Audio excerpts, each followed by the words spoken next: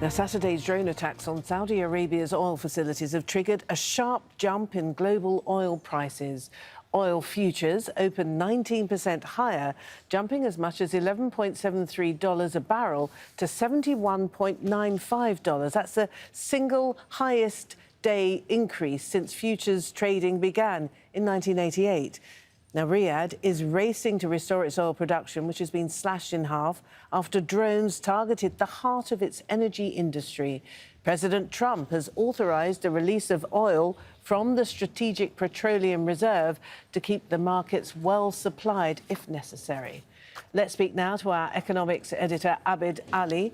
Abid, so how significant a moment is this? Because markets, obviously, by definition, they go up and they go down, as does, of course, the oil price. Absolutely. So what we've seen over the weekend, especially on Friday night, was an audacious attack on the oil facilities in Saudi Arabia.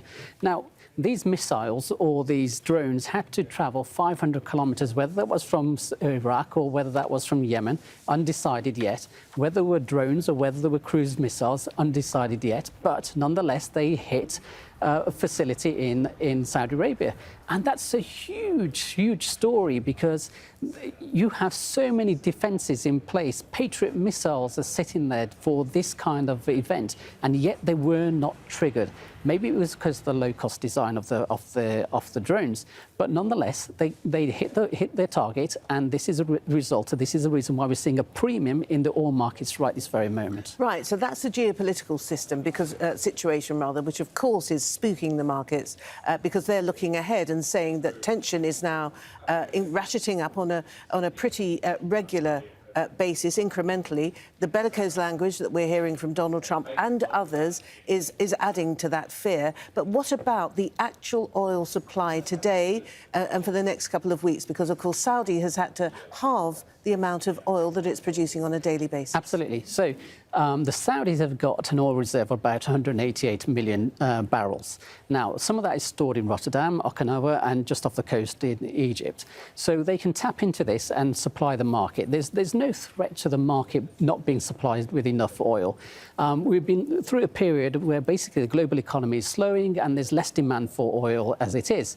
So the US has somewhere in the region of 700 million barrels of oil stuck away in its strategic reserve. China has about 500 million barrels of oil, and other nations are been told by the International Energy Agency that they must hold 90 days worth of oil just in case there's events like this. Obviously, nobody predicted an event like this particular one where there's an attack on a facility, but nonetheless, just in case there was some shock to the global system, that they could tap into these reserves. So there is enough oil in circulation at the moment. So why then is Donald Trump promising to dip into his strategic reserves in order to keep supply up to appropriate levels if necessary? I mean, isn't this just adding to the sense of panic? So then we need to see at which point did he put this tweet out? Was it after oil prices spiked by 19%?